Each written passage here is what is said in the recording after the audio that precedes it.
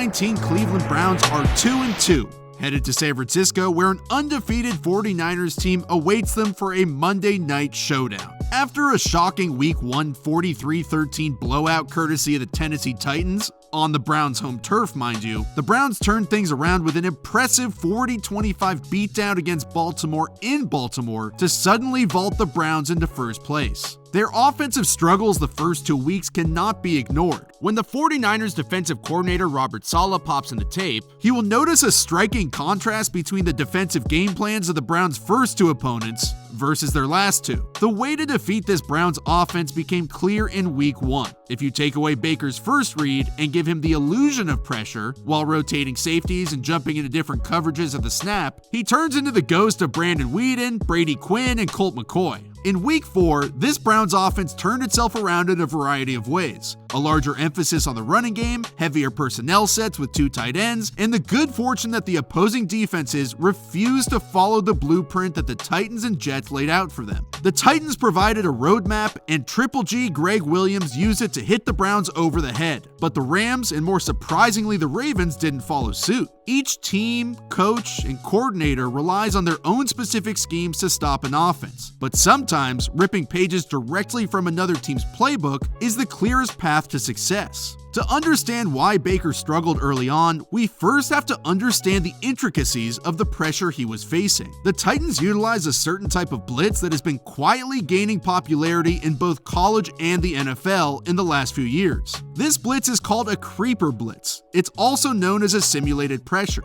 It's birthed from the zone blitz family. So to better understand the evolution of the creeper blitz, we first have to gain a better familiarity with the zone blitz, particularly the fire zone blitz, which was made popular by legendary Steelers coach Dick LeBeau. A fire zone blitz is where the defense rushes 5 with a 3 deep, 3 underneath zone coverage behind it. The idea is to overload one side of the offensive line while dropping a defensive end off the other side of the line of scrimmage into the low hole or hook zone. Let's look at this example from the 2015 Broncos. They have 4 down linemen with pass rusher DeMarcus Ware in a wide 9 technique. The Vikings call for a full slide to the left to make sure their left tackle can reach Ware, but it's a bluff and he isn't blitzing. He's instead jumping into that low hole in coverage. The Broncos overload the right side with a defensive back while still sending the 4 defensive linemen. As offenses became more sophisticated and quarterbacks became better at dissecting these fire zone blitzes, further iterations slowly evolved. Every single type of blitz has their weaknesses. The weakness of this blitz is that it leaves only 3 underneath defenders, with one of them being a clunky defensive lineman or rush linebacker. The beauty of the creeper blitz is that it's not technically a blitz. A blitz is categorized as 5 defenders blitzing, while a creeper only brings 4. You have the plus of confusing and pressuring the quarterback while additionally not being shorthanded in your underneath zone coverage. A creeper blitz will drop one of the 4 defensive linemen into coverage and only send 3. The 4th rusher can come from anywhere. A linebacker, safety, or corner will attack unexpectedly. A fire zone blitz will usually have a 3rd level defender replacing a 2nd level defender. But a creeper blitz has a 1st level defender on the line of scrimmage moving into the position that the blitzing linebacker vacated. The idea of these creeper blitzes is not to overload an offensive line's protection, but to stress it. The offensive line has to account for every player in the box, so when they become confused, and the quarterback becomes confused, this is when chaos ensues. So why is this important and how does it relate to Baker Mayfield and the Browns? Well, the first 2 weeks, both the Titans and the Jets utilized this defensive scheme efficiently, confusing Baker Mayfield and repeatedly forcing him to leave clean pockets too early.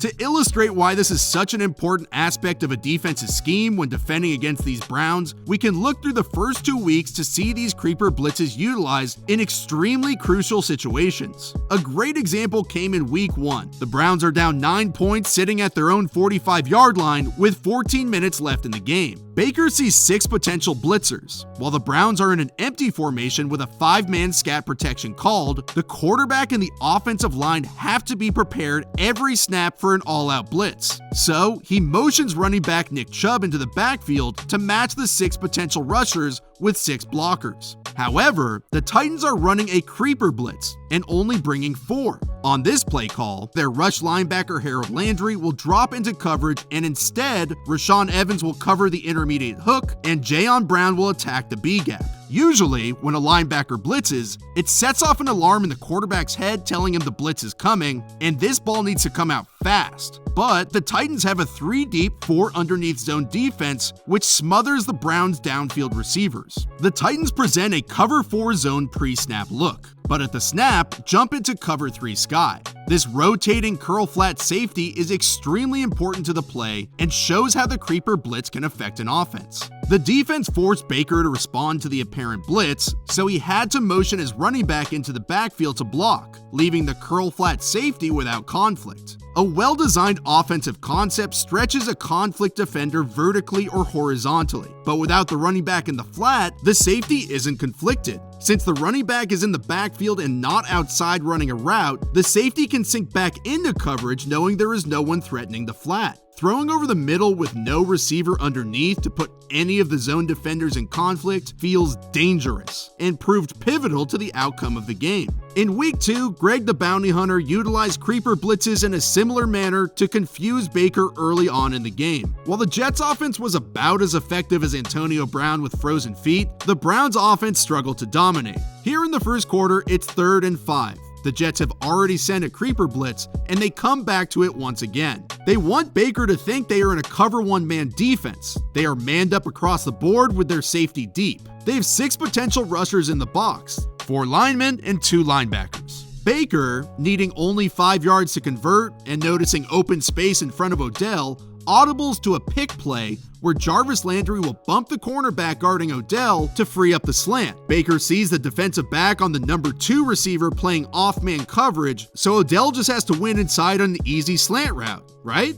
But at the snap, the Jets jump from cover 1 man into Tampa 2 zone. Instead of sending all 6 defenders in the box, they drop their ends into the flats and only send 4. Here we can see the value of that extra underneath defender. Instead of a zone blitz with 3 deep, 3 underneath, the creeper blitz gives you the opportunity to have a 4th underneath defender. A quick pass like this would have killed the fire zone blitz, especially to the side of the protection that is overloaded. But against the creeper blitz, the play is completely neutralized. Greg Williams baited Baker by simulating pressure, causing him to fall right into his trap.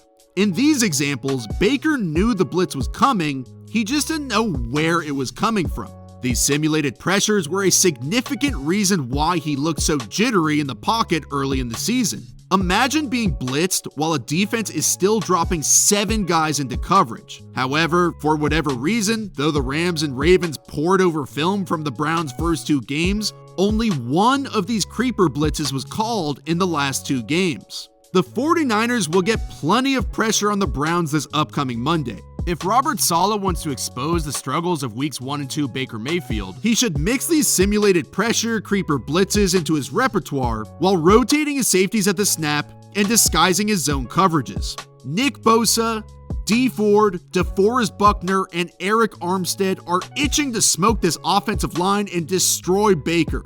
But sometimes it's best to just have one more trick up your sleeve. Thank you so much for watching this week's episode. If you want to support the channel, I've partnered with Amazon, and if you click the link below in the description box, it really supports the growth and allows me to keep making videos. The 2 links go to Baker Mayfield jerseys or a Jimmy Garoppolo jersey, which are somehow only $55. But really, any type of purchase you make after clicking that link helps me out a ton. If you have any shopping you've been putting off or gifts you've been meaning to buy, please just click through this link and get to Amazon anyways. If you want to keep up with my videos or talk some football, maybe some fantasy, make sure to follow me on Twitter at AlexRollinsNFL. All right, later.